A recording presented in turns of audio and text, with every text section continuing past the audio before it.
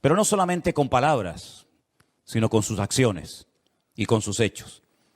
Que los hijos vean que sus padres viven lo que dicen creer, que sus padres se aman y se respetan y que no solamente ponen cara de niño bueno y de religiosos en la iglesia, sino que en la casa se respira una atmósfera no contaminada, no tóxica, sino una atmósfera espiritual donde si se tiene que pedir perdón, se pide perdón. Si se tiene que llorar, se llora. Si se tiene que reír, se ríe. Si tenemos que padecer, padecemos todos. Y de esa manera, la casa no solamente es un lugar donde el niño vive y se le da la ropa y la comida, sino es una escuela, es un taller del alma, ¿verdad? Es un taller donde el niño aprende esos valores que yo sé positivamente que hoy en día no los van a aprender ni en la calle y lamentablemente ni siquiera en muchos colegios, aunque sean de pago, aunque sean incluso colegios de alto nivel. Lamentablemente está de moda la desobediencia, está de moda la anarquía, ¿verdad? Ya no hay valores absolutos, todo vale. Yo me siento un niño de 5 años y, bueno, me tienen que entender que yo me siento como un niño de 5 años.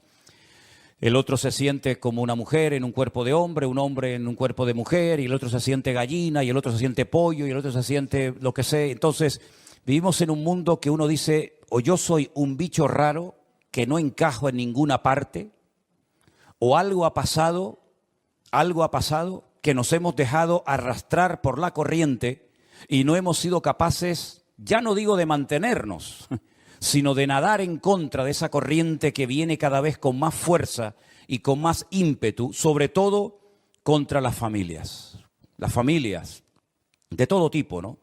Así que el Señor nos ayude y orad para que Dios os dé mucha sabiduría para criar a vuestros hijos en el temor de Dios. Amén, hermanos. Bueno, damos la bienvenida a todos los que suelen congregarse en este lugar, los que están siguiendo este culto en directo por las redes, los que están por primera vez. Nos alegra mucho ver a Domingo otra vez, este gran amigo y hermano nuestro en Cristo, Canarión. Enhorabuena, enhorabuena. Un aplauso a los canariones. Y viene en esta ocasión acompañado por Adriana, por su esposa, a la cual también le damos un aplauso de mucho cariño. Estamos muy contentos de que estés con nosotros en esta tarde. Dios te bendiga mucho. De verdad, Dios os bendiga grandemente. Creo que la fotografía que ponían cuando se anunciaba el bautismo, creo que era el bautismo de... se me fue el nombre. ¿Quién es esa chica? Esa es tu hija, ¿no? ¿Cómo se llama? Nadie se acuerda. ¿Betania? ¿No es Betania? ¿No es Betania esa? ¿Ah, no? He bautizado a tanta gente que ya no sé ni de quién se trata. Eso creo que fue en Toledo, ¿no? Ah, bueno, está bien. Ya no me cabe más cosas en el disco duro. Ya me empieza a patinar el disco duro. No tengo que resetearme y hacerme con otro disco duro. Vamos a orar un momentito, amados hermanos, y vamos a escuchar la palabra atentamente. Hoy voy a hacer algo que no he hecho en estos últimos 3 años. Lo tengo aquí. Ahora estoy poniendo los dientes largos, ¿no? Digo, ¿qué irá a hacer este hombre esta tarde, no? Señor, te damos muchas gracias por esta oportunidad nueva, este privilegio de poder estar aquí juntos, como hemos leído esta tarde en armonía. Te pedimos, Señor, que todo lo que oigamos y aprendamos en el día de hoy sea de bendición para nuestras vidas y que tú nos ayudes a madurar, a crecer, a desarrollarnos bíblicamente para poder hacer las cosas en la vida, como dice tu palabra, Señor, decentemente y con orden, sin cometer errores, sin tropezar y caer constantemente para aprender algo, sino que hagamos caso y prestemos atención a la palabra que tú nos has regalado, Señor, tu Santa Biblia. En el nombre bendito de Jesús. Amén y amén.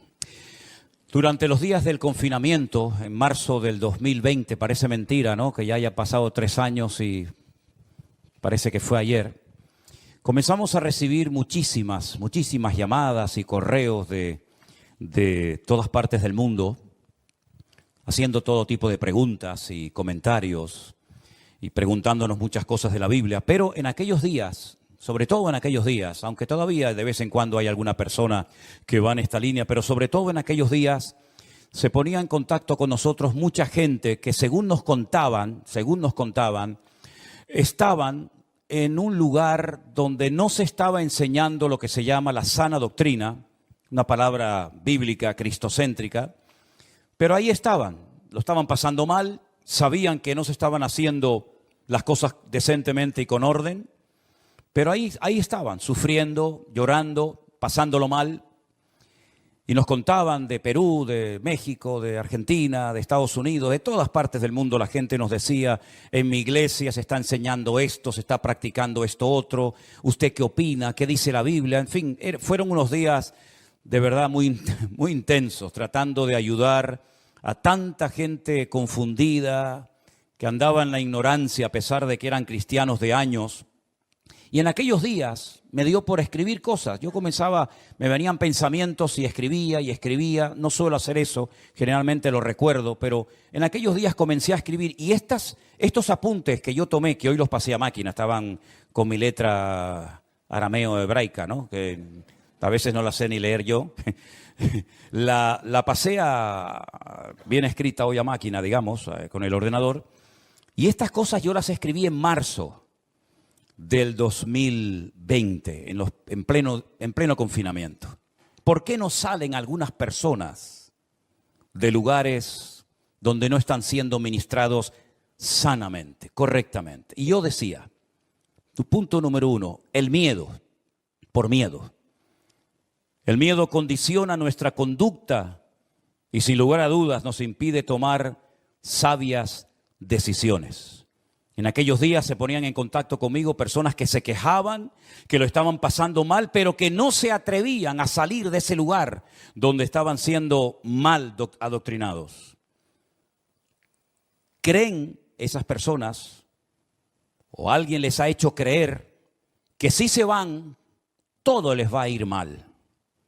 Porque les han metido en la cabeza que no hay más allá de su iglesia local o de su denominación o del ambiente religioso en el que se han criado. Les han dicho que todos están equivocados menos ellos y que si se van serán unos rebeldes que no quieren someterse y por eso se van. Y yo puse entre paréntesis esclavos, marionetas, lavado de cerebro, porque eran cosas que yo reflexionaba en aquellos días, escuchando a aquella gente que nos llamaba y nos escribía y nos contaban sus tragedias personales. También hay gente que están muy cómodos a pesar de que lo están pasando mal. Tienen un cargo, un puesto que les da una seguridad, pongo esto entre comillas, ¿verdad? Les da una identidad y son víctimas del sistema. No saben vivir ni disfrutar de la vida sin hacer lo que hacen. Y yo puse en mis apuntes, perdonen si alguien se ofende, pobres desgraciados. Saben lo que tienen que hacer, pero no lo hacen, porque no están dispuestos a pagar el precio y viven una vida de hipocresía. Y cuando escuchamos el testimonio de nuestro hermano Osman, el pastor en Tierra Alta, en Colombia, él dijo, ¿se acuerdan en su testimonio? Viví como un hipócrita durante muchos años para guardar la compostura. Así que tenemos el miedo, la comodidad.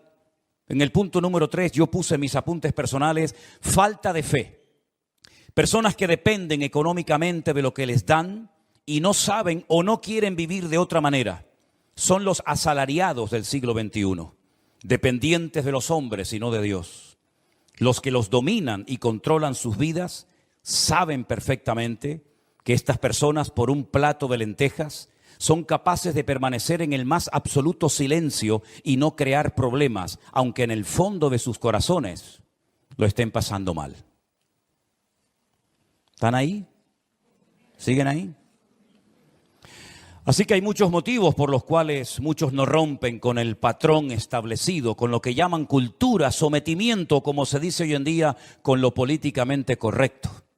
Y el reino de Dios se ha llenado de cobardes, de asalariados, de gentes sin un mínimo de amor propio, y así les va a muchos. Los ves cargados, tristes y hasta en algunos casos amargados y agotados. Han perdido la libertad gloriosa de los hijos de Dios y sin querer o queriendo han hipotecado su presente y su futuro. No pueden decidir por ellos mismos porque siempre hay alguien por encima de ellos que le dicen lo que tienen que hacer o lo que no tienen que hacer. Porque el líder o el ungido se ha convertido en el dueño y el amo de sus vidas. En estas cosas yo reflexionaba en aquel tiempo y entonces pensando en todo esto, ahora viene el mensaje de hoy que lo he titulado ¿Cómo salir de la cárcel? Como voy a predicar en una cárcel en Guatemala dentro de unos días o dentro de unas semanas, no voy a poner nunca el título de este mensaje cuando vaya a predicar, no sea que tenga serios problemas, decir, hoy os voy a predicar de cómo salir de la cárcel. Y me tomen literalmente en vez de la metáfora que quiero explicar y se monte un lío increíble, ¿no? El primer versículo que yo quiero compartir esta tarde con ustedes se encuentra en Gálatas capítulo 5, verso 1. Es un versículo muy conocido que dice así: Estad pues firmes en la libertad con que Cristo os hizo libres y no estéis otra vez sujetos al yugo de la esclavitud. Pablo enfatiza en esta carta que una cosa es vivir en libertad y otra cosa es utilizar la libertad como pretexto para pecar. Cristo ha roto todas y cada una de nuestras cadenas para que nunca más volvamos a ser esclavos de nada ni de nadie. Porque la libertad que tenemos no es producto de nuestra sabiduría, de los años que tenemos, sino es producto de una obra perfecta que llevó a Cristo nada más y nada menos que a una cruz para morir por nosotros, para que nosotros viviéramos en libertad todos los días de nuestra vida y no fuéramos unos esclavos, repito, de nada ni de nadie. ¿Cuántos dicen amén? Por lo tanto, la libertad que tenemos es producto directo de haber conocido la verdad. Tenemos un texto aquí en el frontal de nuestra plataforma en la iglesia, que ya lo hemos recitado muchas veces. Conoceréis la verdad y la verdad os hará libres. Jesús dijo, yo soy el camino, yo soy la verdad y yo soy la vida. Por consiguiente, hasta que tú no tengas un encuentro, una experiencia con el autor de la libertad, con el autor de la verdad, no serás verdaderamente libre. Tú creerás que eres libre, pero en el fondo, como veíamos el otro día, cuando estudiábamos parte de la carta de Pablo a los romanos, eres un esclavo. Porque la Biblia dice que cuando alguien no puede dejar de hacer algo, sea lo que sea, se convierte en un esclavo de ese algo o de esa persona. Y hay personas que sin darse cuenta viven como esclavos. Esclavos de pasiones, esclavos de miedos, esclavos de temores, esclavos de tantas cosas que podríamos enumerar en esta tarde. Y Cristo precisamente vino a romper todas las ataduras y cadenas espirituales de nuestras vidas, para que podamos vivir en libertad desde que te levantas hasta que te acuestas, sin depender de nada, de nadie, de ninguna sustancia para sentirte un tanto eufórico y ponerte a caminar y a funcionar en la vida. Cristo quiere darte una libertad 100% genuina y real que nada ni nadie te la podrá dar en esta vida. Pero a veces el diablo nos quiere meter en nuestra cabeza miedos y temores. ¿Y saben por qué hay gente que siempre tiene miedo a algo? Porque el que vive mal, el miedo siempre le persigue. Esa es la pura realidad. Si tú no estás alineado 100% con Dios, si tú no vives, como oíamos hace poco un mensaje, en santidad, en orden, en obediencia, sometido a Dios y a su palabra, y no vives bien moralmente, espiritualmente hablando, el miedo siempre te perseguirá a donde quiera que vayas. Cambiarás de país, cambiarás todo lo que quieras, pero hasta que tú no seas capaz de liberarte de todos tus temores y derrotarlos una vez y para siempre, tú nunca serás verdaderamente libre. Si hay temores en tu vida, y tú sabrás si los hay o no, tú no serás verdaderamente libre, porque el temor esclaviza a la gente, el temor ciega a las personas. El temor te impide tomar sabias decisiones en la vida. Y precisamente una de las razones principales por las que Cristo vino a este mundo es para romper la influencia la presión del diablo sobre nuestras mentes, sobre nuestras conciencias, sobre nuestras vidas, para que podamos vivir en libertad, porque la persona libre es la persona gozosa y la persona victoriosa en Cristo Jesús, Señor nuestro. ¿Cuántos dicen amén? El Señor vino para deshacer todas las obras del enemigo. Y puedes vivir en libertad, porque esto nos lleva al segundo punto, y el versículo es Romanos 5:1, también otro 5:1. Justificados pues por la fe tenemos paz para con Dios por medio de nuestro Señor Jesucristo. Podemos vivir en libertad y podemos vivir en paz, porque Cristo pagó el precio de nuestros pecados. Saben que en una ocasión, creo que fue en la época de Semana Santa, yo les explicaba que una de las palabras que utilizó el Señor Jesucristo en arameo cuando estaba en la cruz del Calvario muriendo, allí en Jerusalén, fue una palabra que se escribía en el documento de deuda. Cuando una persona terminaba de cumplir su condena bajo el Imperio Romano, se le daba un documento, se llamaba el certificado de deuda. Y se ponía el sello romano, el sello imperial, y se ponía una palabra. De tal manera que esa persona podía demostrarle a cualquier romano que lo detuviera en la calle, cuando fuera a cualquier otra provincia romana o a cualquier parte del mundo, que su deuda había sido pagada y cancelada porque ya había salido libre y en paz de la cárcel. Y eso es lo que hizo Cristo en la cruz cuando murió por nosotros. No hizo, perdone la expresión, una chapuza, una obra inconclusa, incompleta, sino que Él murió verdaderamente para que tú vivas en paz y en libertad todos los días de tu vida. Y no tengas que depender de un saludo, de una llamada, de una visita, de un aplauso, de nada. Sino solamente tú dependes del amor de Dios que mora en tu corazón por la presencia suya en tu vida. Hermanos queridos, qué privilegio tan grande saber que ninguna condenación hay para los que estamos en Cristo Jesús. Los que no andamos conforme a la carne, sino conforme al Espíritu.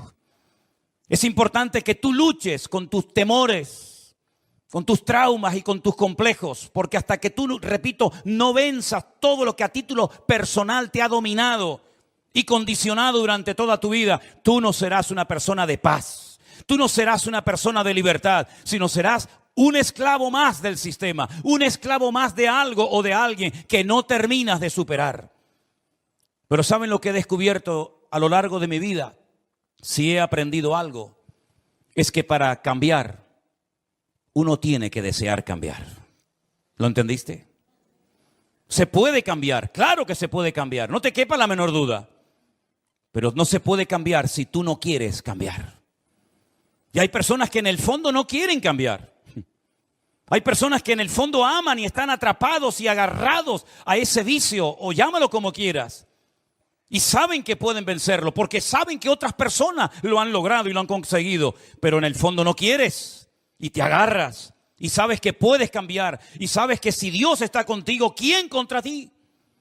Pero en el fondo de tu corazón tu voluntad te domina. No la has rendido, no la has sometido a la voluntad de Cristo. Y por lo tanto eres un esclavo de ti mismo, que es la peor esclavitud que existe. Porque es la que menos se da cuenta la gente que posee. La esclavitud de uno mismo. La Biblia dice que podemos vivir en libertad. La Biblia dice que podemos vivir en paz. Y algo muy importante para poder vivir una vida cristiana victoriosa es alimentar sanamente nuestra fe. Que nada ni nadie la envenene. Y por eso quiero llevarles a un pasaje muy bonito que aparece en el Evangelio de Marcos. En el Evangelio según San Marcos, en el capítulo 11. El Señor Jesucristo había hecho un milagro con un árbol, con una higuera. Y los discípulos se quedan asombrados cuando ven que la higuera se ha secado de arriba abajo. Y entonces el Señor se les queda mirando y aprovecha la ocasión para decirles: tened fe en Dios. Marcos 11:22. Tened fe en Dios. Porque de cierto os digo que cualquiera que dijere a este monte, quítate y échate en el mar, y no dudare en su corazón, sino que creyere, será hecho lo que dice, y lo que diga le será hecho. Por tanto, os digo que todo lo que pidiereis en oración, creed que lo recibiréis y os vendrá. Y cuando estéis orando, Escucha bien esto. Cuando estés orando, perdonad. Perdonad. Si tenéis algo contra alguno, para que también vuestro Padre Celestial que está en los cielos os perdone a vosotros vuestras ofensas. Porque si no perdonáis, tampoco vuestro Padre que está en los cielos os perdonará vuestras ofensas. Hay una asociación entre el perdón y la oración, ¿verdad? Y uno dice, ¿qué tiene que ver el perdonar para poder orar con libertad ante Dios? Hombre, ¿cómo se te puede ocurrir orar sabiendo que no hablas con esta hermana hace años? ¿Cómo te atreves a orar y pedir que Dios te use y te bendiga cuando esquivas el encontrarte con esta persona en el pasillo de la iglesia, o en la calle, o en el supermercado, o en el colegio, o a donde vayas? ¿Qué cristianismo te estás inventando tú? ¿Crees que así funciona esto? Te equivocas. Esto no funciona así. Aquí hay reglas fijas, reglas que no varían con el paso del tiempo, reglas que tuvieron que oír y practicar todas las generaciones de hermanos que nos han precedido en el pasado. Si estás orando y te acuerdas que tienes algo contra alguien, perdónalo. Porque si no lo haces, yo tampoco te voy a perdonar a ti. Es algo recíproco. Tú lo que haces es lo que vas a recibir. ¿Qué es lo que cosechamos en la vida? Lo que hemos sembrado. Y el que siembra generosamente, generosamente cosechará. Mas el que siembra corrupción, el que siembra para su propia vida y para su propia carne y su propio ego, de la carne segará corrupción y muerte. Por eso, mis queridos hermanos, no solamente tenemos que mantener nuestra libertad y no perderla por nada ni por nadie, y no perder nuestra paz por nada ni por nadie, sino alimentar adecuadamente nuestra fe. Y la pregunta obvia es, ¿y cómo puedo alimentar correctamente mi fe? Con la palabra de Dios. ¿Con qué limpiará el joven su camino? Preguntaba el salmista. Dice, con guardar tu palabra y tus mandamientos. En otras palabras, ¿de qué estás llenando tu vida? ¿De vanidades? ¿De tonterías? ¿O estás llenando tu alma y tu fe con la sana y bendita palabra de Dios, que es la que en un momento puntual puede traer fortaleza y ánimo y renuevo y visión y poder a tu vida? Así que si quieres mantenerte en la libertad que Dios te ha dado gratuitamente, y si quieres mantener la paz, sin lugar a dudas vas a tener que comer sanamente para poder tener salud espiritual y mental en tu vida. Porque hay tantas personas últimamente que están mal de la cabeza, y sobre todo jóvenes. Porque hay tantas enfermedades raras y extrañas que parece que antes no existían. Bueno, vayan a Deuteronomio capítulo 28 y dice que la consecuencia del pecado muchas veces son enfermedades de todo tipo, incluso enfermedades que no existían en aquella época, que vendrían en los últimos tiempos como consecuencia de la rebeldía y del pecado y de la desobediencia del hombre. Y lo estamos viendo, todos los días lo estamos viendo. Así que, mis queridos hermanos, nosotros somos los responsables principales de nuestra salud espiritual, no el pastor, no la iglesia, no la sociedad. Yo soy el responsable de mi alimento espiritual, de mi fortaleza, de mi integridad, de mi moral, de mis principios, de todo. Yo soy el mayor responsable de mi propia vida, porque nadie se va a cuidar mejor que yo. Amén, hermanos. Así es que se puede cambiar, pero para cambiar uno tiene que querer cambiar y tienes que pelear por tu libertad. Y si alguien viene a robarte tu libertad, o si alguien viene a robarte tu paz, huye, porque huir no es de cobardes, sino de valientes. A veces es mejor una huida a tiempo, ¿verdad? A veces es mejor llevar la afrenta en la cara que la mancha en el alma. Por eso, mis queridos hermanos, qué importante es seleccionar nuestras amistades, los lugares donde vamos a pasar nuestro tiempo, el terreno donde vamos a sembrar de nuestros recursos y talentos y dones, si es que sabemos cuáles son.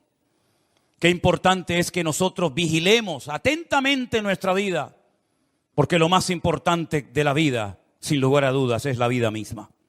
Y por eso, mis amados hermanos, no coma basura, no coma comida caducada, Coma la sana palabra de Dios. Aliméntese de un ministerio que tenga fluidez en la palabra, que esté conectado con la fuente de agua viva y no con comida caducada que ya no hace beneficio, más bien daño al que la come. Creo que hay una actitud que nosotros tenemos que desarrollar y mantener todos los días de nuestra vida. Y eso sí que es obligación de los padres, enseñarlo en el hogar.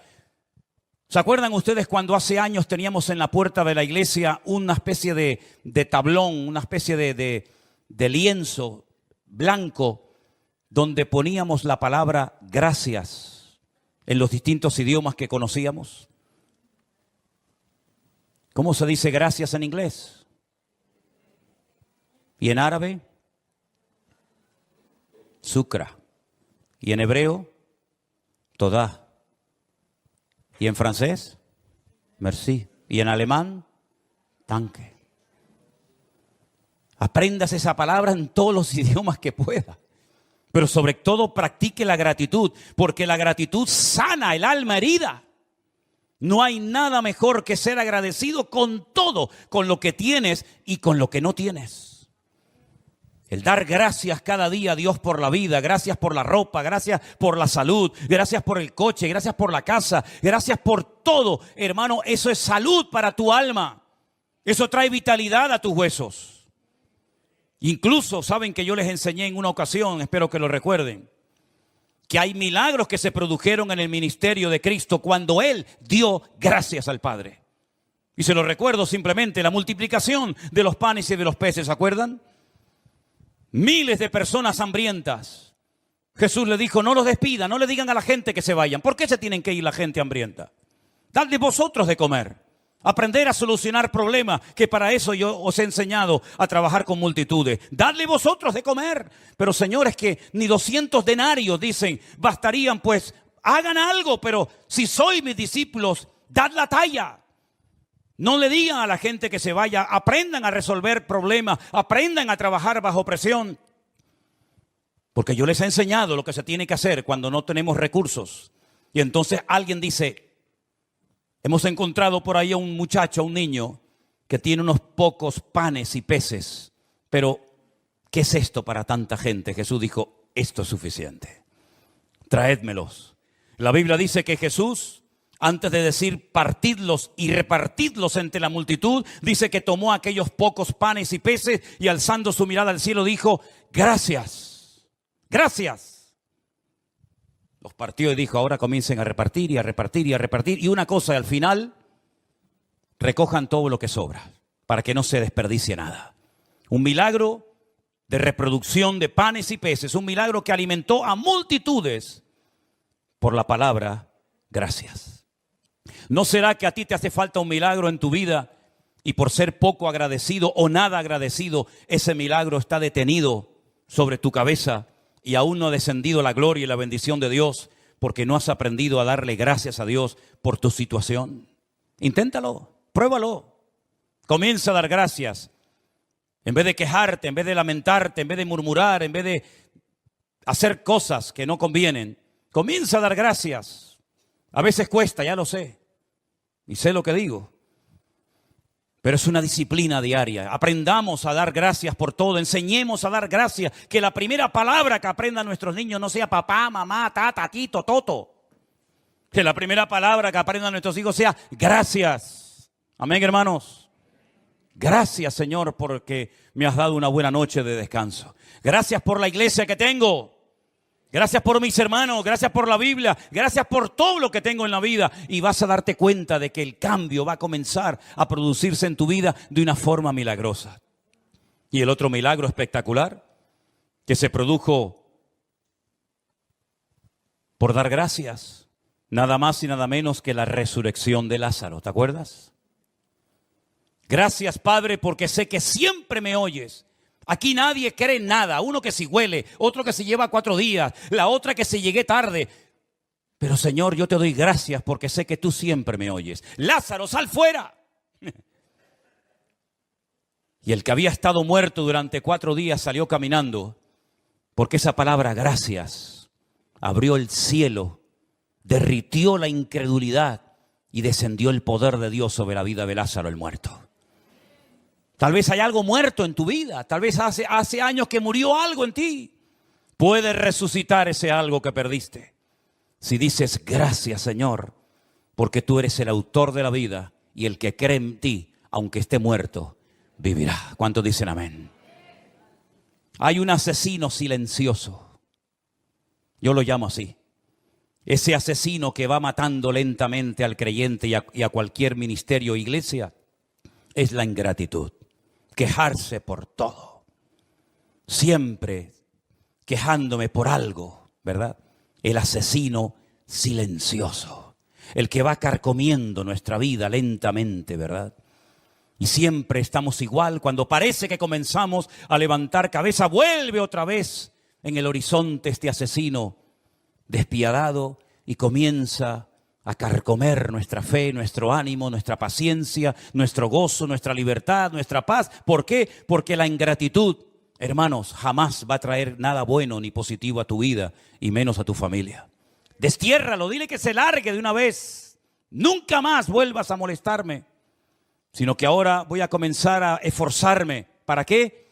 Para cambiar mis emociones, para cambiar mis pensamientos, para cambiar esas cosas tóxicas que están envenenando mi vida y mi relación con el Señor.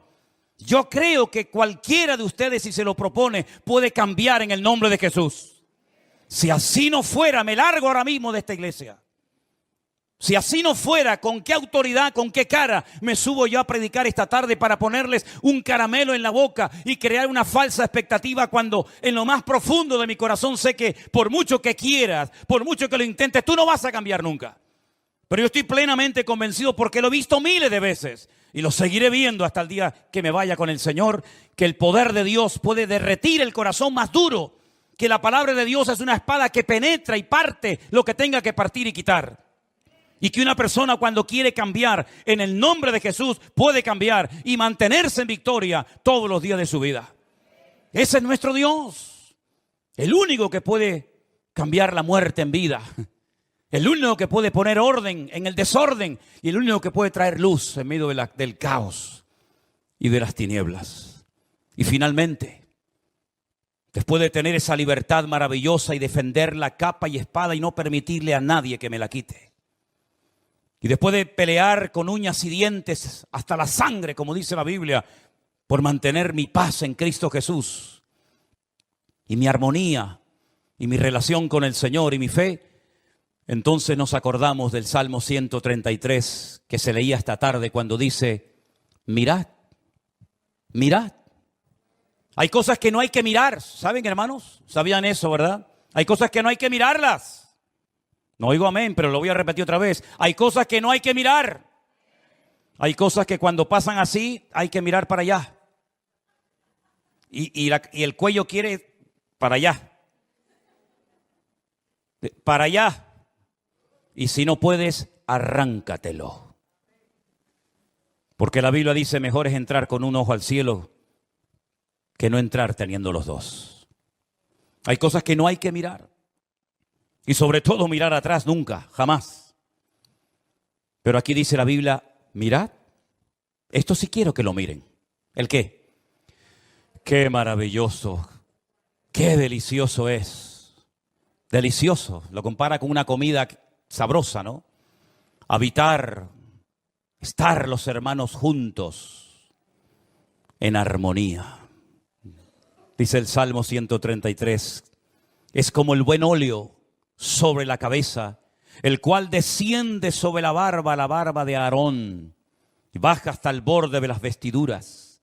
Es como el rocío del monte Hermón, que desciende sobre los montes de Sión. Y el monte Hermón está allí, en el norte, en los altos del Golán, y el monte de Sión está abajo, en Jerusalén.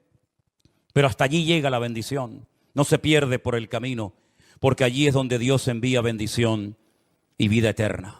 Sinónimos de la palabra armonía, equilibrio, concordia, arte de ganar y de enlazar los acordes, unir diferentes instrumentos musicales con diferentes sonidos, pero de tal manera que suenen bien y que no sea un caos la trompeta, la batería, el saxo, el oboe, el trombón, la tuba, la guitarra, sino que muchos músicos, muchos instrumentos de cuerda, de percusión, de viento, unos pequeños, unos grandes. Pero oye, cuando hay una armonía y una buena dirección, aquello es un deleite impresionante, que hasta la fiera más salvaje es capaz de calmarla una buena música. Hasta las gallinas con buena música ponían más huevos y con mala música se morían. Yo les conté cuando vendí un coche a un señor que criaba caracoles en Galicia. Y cuando fui por la tarde a llevarle el coche que yo en aquel momento estaba vendiendo, me llamó muchísimo la atención que tenía un campo lleno de grama, de pasto, de césped enorme, con unas columnas de sonido mucho más grandes que esta, a todo volumen. Allí en pleno campo no había nadie. Yo le dije, pero ¿para qué pone usted la música a todo volumen? Aquí en el campo, ¿quién le va a oír? Dice, los caracoles. Digo, sí, dice, los caracoles. Me dijo, está demostrado que cuando la música golpea en el caparazón del caracol, salen, se ponen como contentos y empiezan a comer, a comer. ¿Sabe que cuando uno está contento o triste no para de comer? Hay gente que cuando están con angustia comen y cuando están alegres comen. El caso es que algunos no paran de comer, porque pasan de la alegría al desánimo en 10 minutos, ¿no?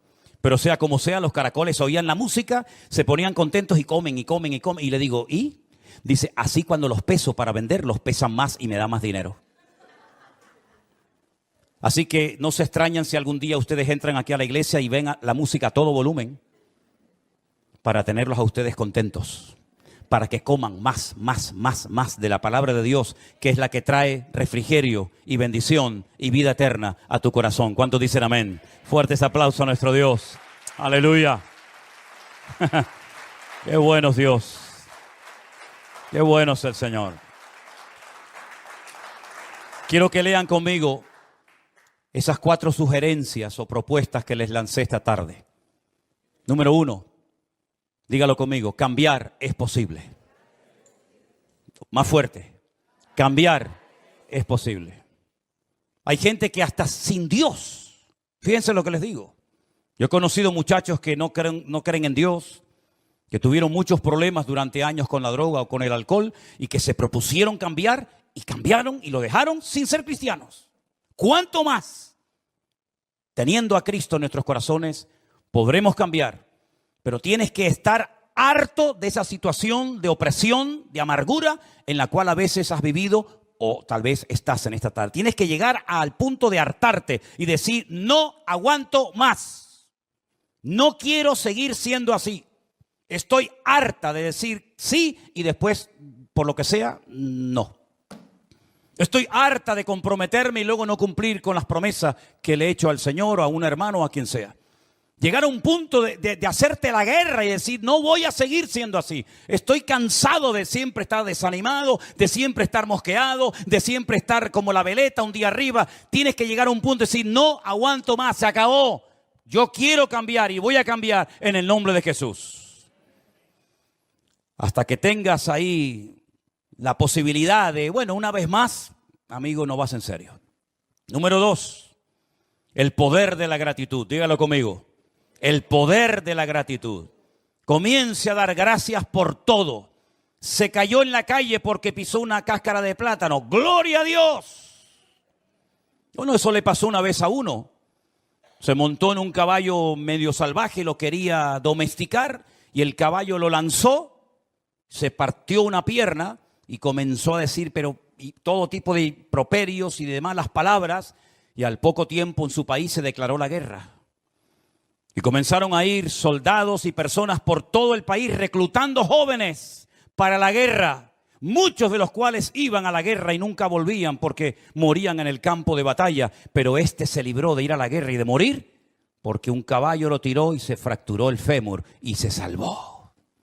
Y entonces fue cuando dijo, gracias por aquella caída que tuve, Señor. Porque si no me hubiera partido la pierna, sabe Dios, si yo hubiera sido otro soldado muerto en el campo de batalla. Comenzar a dar gracias. Y no es una cuestión de sentir, porque yo no soy un hombre de sentir. No me emociono. Bueno, estoy emocionado. No. Es cuestión de proponértelo. Es como una disciplina, con ganas, porque con ganas, ¿quién no lo hace? Pero sin ganas, solamente la persona madura. ¿Sabes cómo puedes? ¿A cuántos les gustaría saber si tú eres una persona madura o no? Espiritualmente hablando. Comenzarás a darte cuenta de tu madurez el día que te preocupes menos de tus problemas y te ocupes más de en ayudar a los demás. Ese día tu madurez será una madurez real y no teórica. Cuando tus problemas ya no te preocupen tanto, sino que tu objetivo sea bendecir a Dios y ayudar al mayor número posible de personas, ese día habrás comenzado a descubrir el secreto de la madurez en Cristo. Número 3, el asesino silencioso. ¿Cuál es? La queja, el lamentarme. Estoy harto de la vida, nadie me entiende, nadie me comprende. Si yo tuviera otra mujer, si yo tuviera otro hombre, si me hubieran salido otros hijos, si yo hubiera sido más alto, si yo hubiera sido más bajo, si yo hubiera nacido en Estados Unidos, si yo hubiera nacido en Japón, si yo hubiera, olvídate de eso hubiera. No, hermano, no vivas de sueños. La realidad tuya es que es aquí ahora donde tienes que pelear la buena batalla y dedicar tu vida a cambiar tu corazón para la gloria del Señor. Y finalmente, emociones tóxicas. ¿Qué son emociones tóxicas? Bueno, a veces emociones tóxicas son hábitos y costumbres, estilos de vida que tenemos que nos dañan aquí en la cabeza, nos dañan, nos perjudican. Estar todos, por ejemplo, todo el día quejándonos, como hemos dicho, no ver lo que Dios te está tratando de enseñar y demostrar con esa situación, con esa circunstancia que estás viviendo. No eres capaz de ver más allá de tus narices, ¿verdad? Siempre tú eres el centro de atención. Esas emociones, esas sensaciones, esas palabras, esos pensamientos, tienes que desterrarlo de tu vida. Estás bien y de repente empiezas a sentirte mal, no quiero vivir, no quiero comer, no me hablen, apaga la luz, no quiero hablar con nadie, vete de aquí, no, déjame solo. ¿Hasta cuándo vas a estar así? ¿Hasta cuándo vas a estar así? Es cuestión de madurar, es cuestión de crecer. Los problemas no se crearon, los problemas no son para los animales. ¿Qué problema tiene un león? Que otro le montó a la hembra. Pues le va, lo mata, le corta el cuello y se acabó. Problema solucionado. Los problemas no son para los animales. Los problemas vienen a los seres humanos. Pero cuando los seres humanos no saben tratar con sus problemas, se convierten en bestias y en animales. Entonces no te comportes como un animal, porque Dios te ha dado una mente para decir... Here we are in a campsite in a really beautiful place. And I currently have it 7 in the afternoon here on the Iberian Peninsula. 6 o'clock in the evening on the Canary Islands. Well, each one of you can check the time you have in your respective countries. It is a pleasure to be live with every one of you in this online pastor. I repeat, from the city of Cuenca. We have received, as always, a great many questions, mostly from the Bible, and that makes me very happy because here, as we have said on many occasions, that it's all about getting people to study the Bible, to read the Word of God, and logically, when one goes into the words on the page, into the Word of God, as you go, questions arise, and here we are, with the Lord's help, as every week, to respond to each and every one of the questions we have received. If you don't mind, I'll ask all of those who are already connected that we join in prayer and ask for the blessing of the Lord to direct and use this program, and so that all of us will be edified in the Spirit of God, the Holy Spirit, to enlighten us and give us the wisdom needed to be able to give answer to the questions that you have sent to us in these days. We pray to the Lord. Blessed Heavenly Father, thank you. Thank you wholeheartedly because of how good you are, for how faithful you are being to us, Lord. Thank you for this new opportunity you give us to be able to come into contact with so many brothers and sisters from many parts of the world who have the desire to learn from you and your word. Enlighten us, O Lord. Give us wisdom from above so that we can answer and clarify the doubts that your children have about certain passages and texts of your word. We put this time in your hands, direct it, and that it be of a blessing in the sovereign name and blessed of Jesus. Amen and amen. I would first like to thank all brothers and sisters, to all of you who are praying for us and who tell us that they are doing it so that the Lord, this first journey of missionary work, that we are doing well to protect us, to use. And I want to tell you, for the peace of mind for all of you, and as testimony that this is exactly what is happening. God is watching over us. He's blessing us. He's using us, and we are very, very grateful for the number of brethren in our virtual church that we are getting to know for some time now, that we are going from village to village, from town to town, from province to province, meeting many brothers.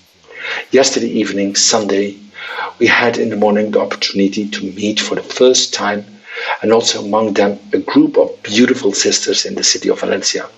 And apart from that, later in the afternoon, we were sharing via the internet the word in direct, so that all brothers and sisters of our church in Santa Cruz de Tenerife and anywhere in the world who was connected, so that they could listen to the live message. If you like, we will start to respond and share the word of God with you.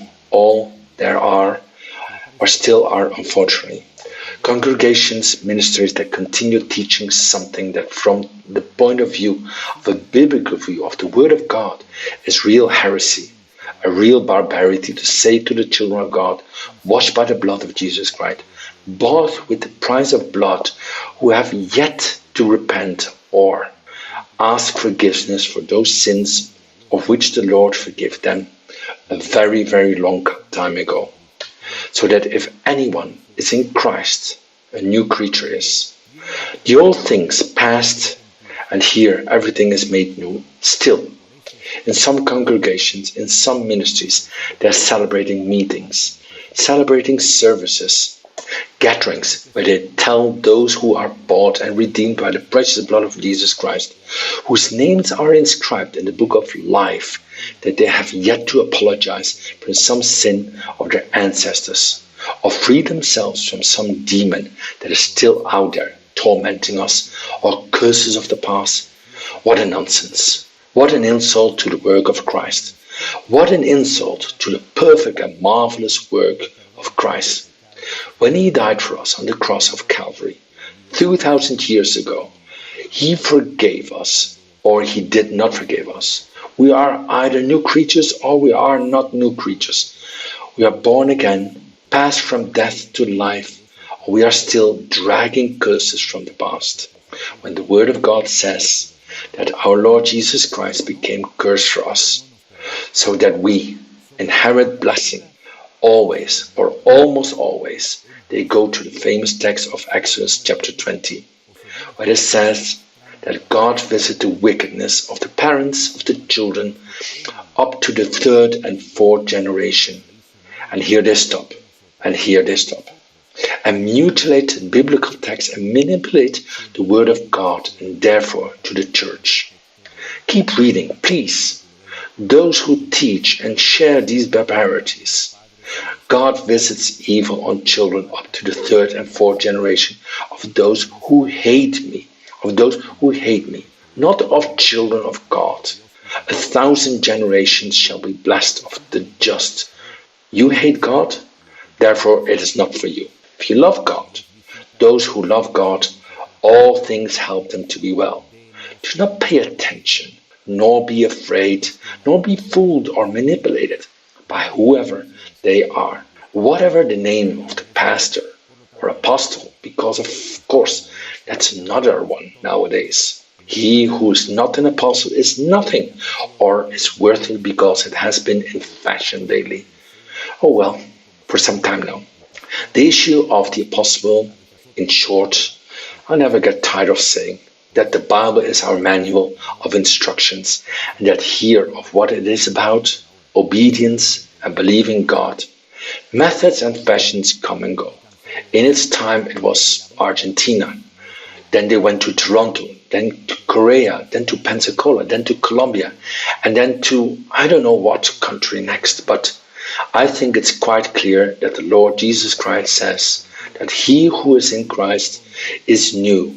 You do not have to apologize to the Lord for the sins of your father, nor of your grandfather, your great-grandfather, or your great-great-grandfather, nor of your ancestors.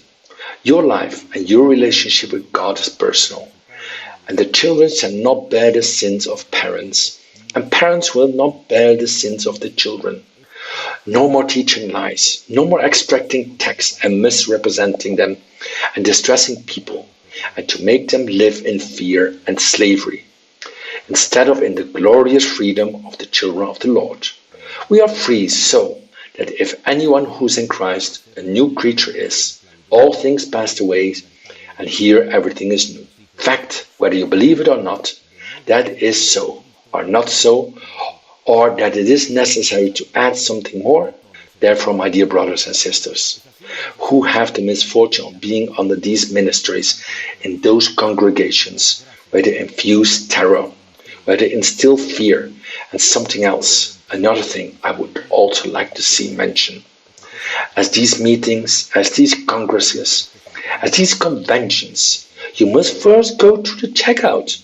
The corresponding offering has to be given, or the respective tithe must be agreed upon. I don't know with whom, the apostle, the prophet, or who knows with whom. Let's read more of God's word.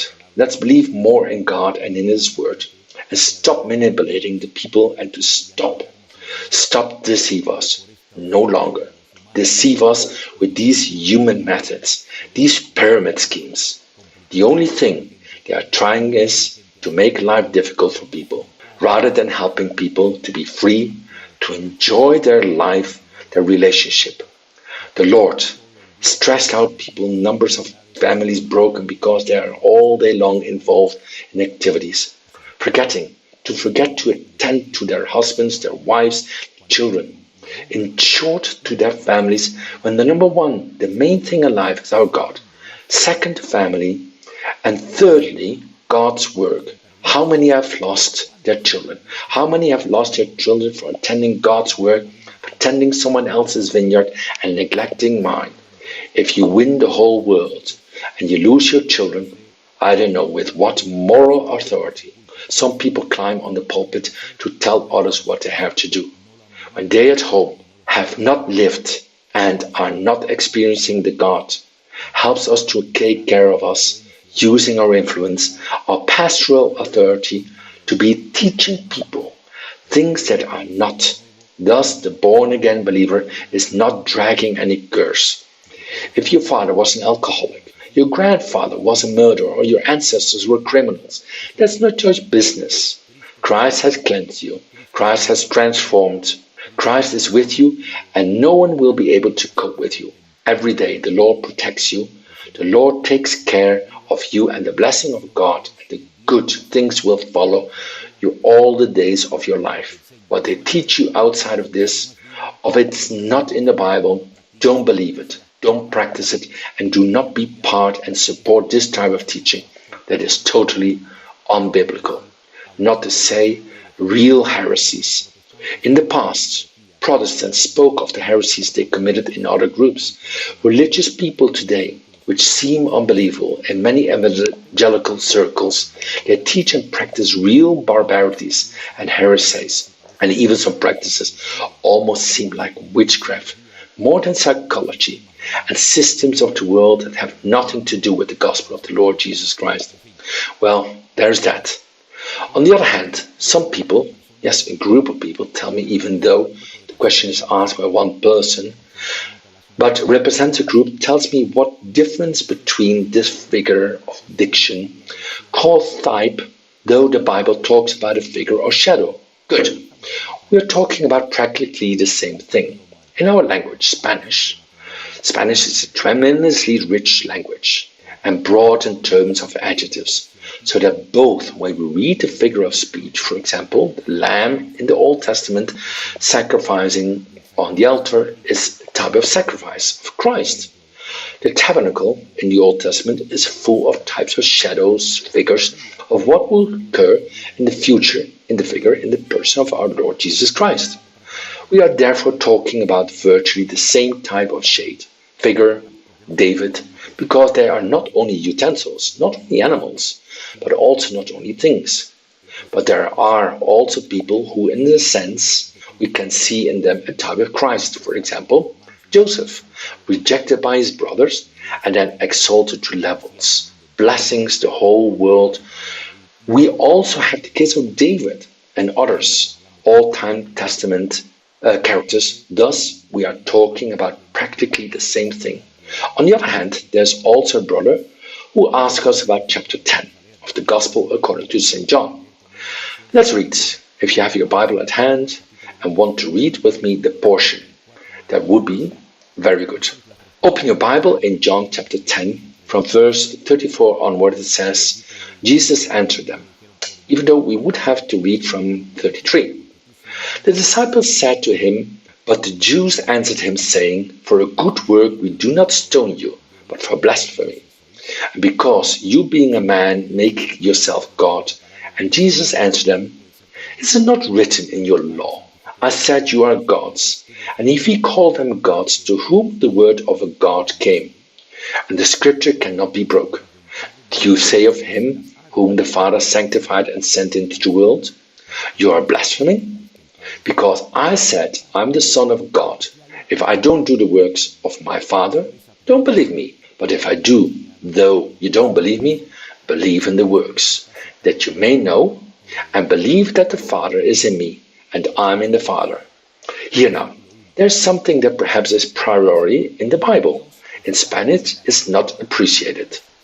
The Lord Jesus Christ is quoting Psalm 82, verse 1. Where it says, the word of the Lord God is in the meeting of the gods, in the midst of the gods judge. And of course one says, but yes, there's only one God, because the Bible says that God is sitting in the meeting of the gods. The word that is used there is in the original text, the word Elohim. Elohim, that's the name that God receives in the first verse of the Bible, Genesis 1:1. Says in the beginning, God created the heavens and the earth. Bereshit, Yara, Elohim. Through this, the first name that appears in the Bible that makes reference to God is Elohim. But it's a term. It's an all-purpose word. The Ten Commandments. When it says, no, you will have strange God before you. You will have no strange God before me. The same word, Elohim, appears. It is to say that the word or the term to talk about God, the living and true God, in that it is one. One is used. In Exodus chapter 20, to talk about God, images, false gods, those who worship people or some people, and also in Psalm 82 verse 1, to make reference to be judges. In that case, they are referred to as Elohim, because they exercise justice, which is a characteristic of our God. Because of that, the Lord Jesus Christ, what he is saying to the Jews is that in the law, or in the word of God, it says God are judges. You are true. It is not that there are gods. There's only one God, and to him only we worship, honor, and serve. Truly, that is what meant by the word that is used, Elohim. And it is, I repeat, a multi-purpose term that can be used for different things depending on the context. One has to realize logically, in the original text, what is referred to, referring to the living God, to false gods, carved images, to the judges, and to Lord Jesus Christ, logically.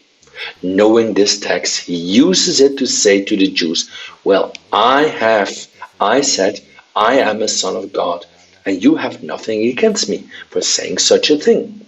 Because in the law, it says, you are gods too.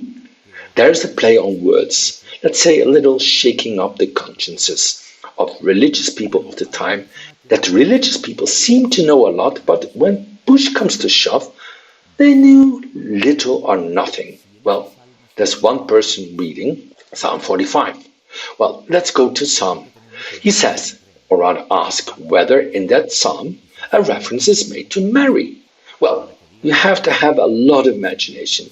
Believe me, it takes a lot of imagination and forcing it a lot, this text, to say what is not said in order to teach, what is not taught in Psalm 45, entitled, A song from the king's wedding feast to the main musician is more than a deep learning. As it says here, is a song that it is sung at weddings. It is not making a reference at any point in time in any of the passages. In no passage of the scripture a reference is being made to Mary, the mother of our Lord Jesus Christ. In absolute, not even the queen who's mentioned here. Mary, because although men have called Mary the Queen of Heaven, in the Bible no such title appears for Mary. Mary at any point in the scripture is mentioned. Is named as the Queen, the who sits at the right hand of God the Father. That's hearsay. That's hearsay. That's what it is. It's barbaric. It's absurd. He who sits at the right hand of God the Father is our Lord Jesus Christ. That is he who sits at the right hand of the Father. That's what the Bible says, not Mary, of course. I know that it has been thought that Mary is at the right hand of God, the Father, but that is not in the Bible. That is invented by man, that of the Queen of Heaven. It is a title that man have given to Mary, but has not been given by God in his word at all. Therefore, Psalm 45 is a song which was sung at weddings and was referred to king's wedding, but at no point does Mary appear anywhere, nor her legacy, and in no way, and I want to make this clear, Mary is recognized as queen, queen of nothing, neither queen nor princess, a powerful and precious instrument in the hands of the Lord, an exemplary woman without a doubt, worthy of imitation, of obedience, of submission, of how she gives her body so that the Messiah can be born of her. But she was already rejoicing in her Savior, because she was a sinner. Yes. She was a sinner because inasmuch as all sinned, including Mary, including men and women, because all have sinned and all are destitute of the glory of the Lord.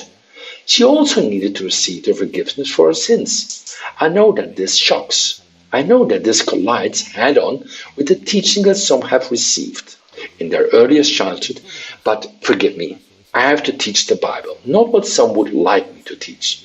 Therefore, neither Mary is a queen in the Bible, and Mary is not sitting at the right hand of God, the Father. And Psalm 45 makes no reference whatsoever to Mary. It's but a chant that is sang at weddings, right? To King David, to King Solomon, but in no way, at no time, at any time, would love in any case that wonderful washed and bought by the blood of the bridegroom of Jesus Christ is the church. The church is always treated in a female gender. My beloved girlfriend, my wife. But Mary has to be part of the body of Christ, part of the church. She's not oblivious to all that God has already done, all that God demands. Because like any human being, no matter how saint, how good, how submitted to the will of God, she was neitherly exactly like Peter, like Thomas, like Abraham, Moses, David, Solomon, etc. The Savior, and also the Lord Jesus Christ, his Son, died on the cross for her because she too needed to be redeemed like all human beings. And this does not detract from, takes nothing away from Mary or her importance, because it has or detracts no value that it has, but simply places the biblical characters, Mary, Moses, or whoever in the rightful place. And the Lord your God you shall worship, and him you will only serve. And all that I am, teaching contrast you with the Bible. And if it is the Bible, my friend, there's nothing to question. We say amen. And obey God. And if it's not Bible, then do not pay any attention to it, because we only obey and submit to what the Word of God says, and also, of course, to what they teach and say, men, as long as they are subject to the Bible, the Word of God, and not contradict the Word of God. Well, on the other hand, there's a person who says that when those who are never asked burnt offerings and sacrifices to the sons of Israel, but it says, but then I see in the Pentateuch, in the law, that yes, they were asked. Well, they were asked. Later, when they came out of Egypt, they were not asked, the children of God, any kind of slaughter. They crossed the Red Sea, and 50 days later, at the famous Fest of Pentecost, when 50 days later at Mount Sinai, when Moses gave to the people of Israel the law, the Ten Commandments, the Torah, and there the Lord does stipulate a series of sacrifice and offerings that would later be carried out in the tabernacle and later in the temple. But when they left Egypt, they did not. Absolutely nothing was asked of them. Therefore, there is no contradiction. The Lord did not ask for offerings, did not ask for sacrifice, did not ask for expenses when they leave Egypt. It was later that all that was established and was perfectly recorded in the first 5 books of the Bible. Okay, when Moses comes down from the Mount Sinai and then delivers the law to the people of Israel, logically, nowadays not even the people of Israel can present sacrifice, because the only place where sacrifices could be presented was in the tabernacle or in the temple of Jerusalem, and there's neither one nor the other. Another 2,000 years, the Jews, the religious Jews, haven't been able to offer victims, sacrifice, holocaust of animals. And then I wondered at one occasion, a person, how do they believe their sins to be forgiven? It's very interesting, this question, because the only way to honor the law of receiving referral from sins was by shedding the blood of animals. If they can no longer do so and do not believe in the New Testament and do not accept that Jesus is the Messiah, will have a no man's land. So here, the only solution left is accept that the Lord Jesus Christ occupied our place on the cross of Calvary, dying for our sins by pouring out his precious, powerful and blessed blood and cleansing us from all sin, so that let us live in the glorious freedom of the children of God. And go back to what I said at the beginning of this program. Let's teach the people of God, to the brethren, the children of God, to live, to enjoy the freedom we have in Jesus Christ. Do not teach things that bring fear and terror and insecurity in the children of God, but to the contrary. The happiest, most confident, most satisfied, most fulfilled people in life have to be us, Christians, the children of God, because for that Christ died on the cross, to take us from glory to glory, from victory to victory, and from blessing to blessing. Ask someone why God chose the people of Israel. Interesting question indeed. It was not the best village. Nobody wanted them. There were a handful of slaves in the nation, foreigners in Egypt, and the Lord loved them. The Lord chose them not because they were the best, but perhaps because no one would buy them, because nobody wanted them.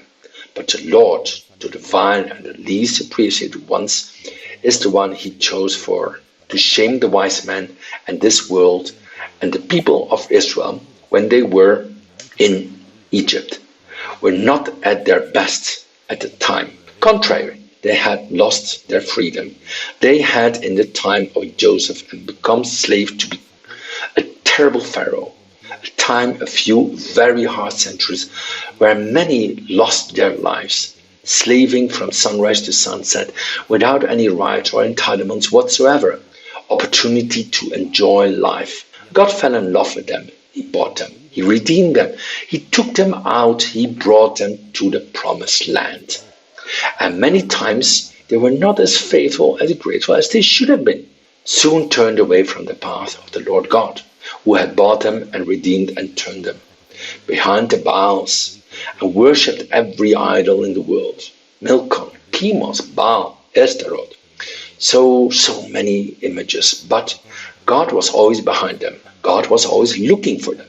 God was always sending prophets. Some were killed, others stoned, until finally he sent his only begotten Son into the world, the real Messiah. And he also was rejected. Not all, but many of them do. It's the eternal question, not why God loves a nation so much, who have not paid him many times as it should have to have reciprocated God's love. But so is our God. So in our God we reject him and he loves us. We turn our back on him and he's looking for us. We turn away from his ways and grow cold, and he always sends something to someone who shake our consciences so that we return to the blessed love of God. Blessed faithfulness of the Lord, who forgives, lifts us up, restores us, and gives thousands of opportunities for you to serve him and for us to honor him. And we also bless the people of Israel, that with all their faults, God loves them and has a covenant, has an eternal covenant with them, and whether or not they are going to end up accepting the Messiah, because as I was talking to my wife Elena on the road, I told her a lot cost them to uproot from their hearts. The people of Israel's the tendency of idolatry, right? But the destruction of Jerusalem, the destruction of its walls, the temple, 70 years in captivity in Babylon, the tendency towards idolatry was cut off, that the Israelites had for centuries, and in the end had to recognize that idolatry is an abomination in the sight of God. Well then, someday Israel will recognize, believe me, and many will see Israel will recognize that Jesus Christ is the King of Kings and the Lord of Lords, and they will in the end recognize him and ask for forgiveness, and will watch and mourn that they crucified and rejected the true Messiah. But the Lord will have mercy on them, as he always had and always will have, and will forgive them, and they will recognize that Jesus is the true Messiah. We wait that glorious day. Blessed be God. We have a question from a brother from Argentina, and he says the following. We are doing a course in theology at the International Faculty of Theological Education, and they have taught us that the Holy Spirit is a person, because he teaches, because he testifies, because he speaks, because he sends workers, because he allows things, because he appoints leaders, etc., etc. You can be lied to, you can be tempted. What is your opinion? Because on one occasion, I remember this one brother, Mario from Argentina, I said that the Holy Spirit, more than a person, what I said, and I repeat and I reiterate, that the Holy Spirit is God. It is true that the Holy Spirit hears, the Holy Spirit feels, the Holy Spirit does many things that resemble things that human beings do. But for me, the Holy Spirit is not a person. I am a person. I breathe, speak, feel, walk, can be sad, can be pleased. Right, but to compare the Holy Spirit and say he is plain and simply a person, it seems to me that is not being clear. And it doesn't matter if you study at the Faculty of Theology of wherever, the Holy Spirit is, according to the Bible, God.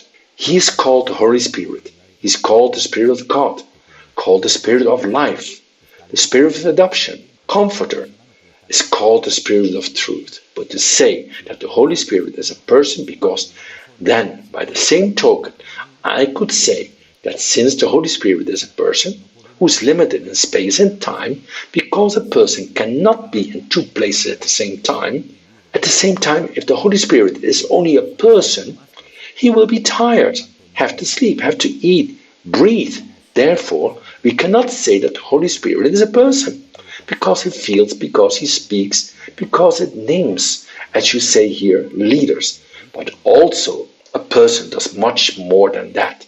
So, to limit, let us say, the Holy Spirit to the adjective person, for me that is not correct. I reiterate what I have said, what I said today. The Holy Spirit is God who does things that are typical of people. I agree, but he is much more than a person. Glory to God that he is much more than a person, because a person cannot be everywhere at the same time.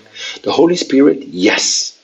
When I go to the Father, I will pray to the Father that he may send you the Comforter, so that he may be with you forever and ever. The Holy Spirit was with Peter, Thomas, Santiago, John, Paul, with me, with you, thousands and thousands, millions of siblings at the same time. That cannot be done by one person. The Holy Spirit is permanently everywhere with all the children of God. Our bodies are the temple of the Holy Spirit, and a person cannot be everywhere at the same time.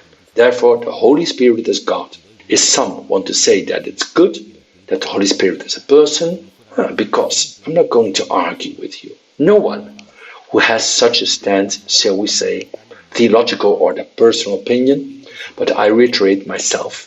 I believe that the Holy Spirit is God, and I give glory to God, word redundancy, that the Holy Spirit of God, because if he wasn't God, if he would simply be a person, we are in trouble, because people can be here today and tomorrow not. But the Holy Spirit will be with us every day, always, because he dwells within our hearts. And for the sake of that, he can reveal to us things about the future.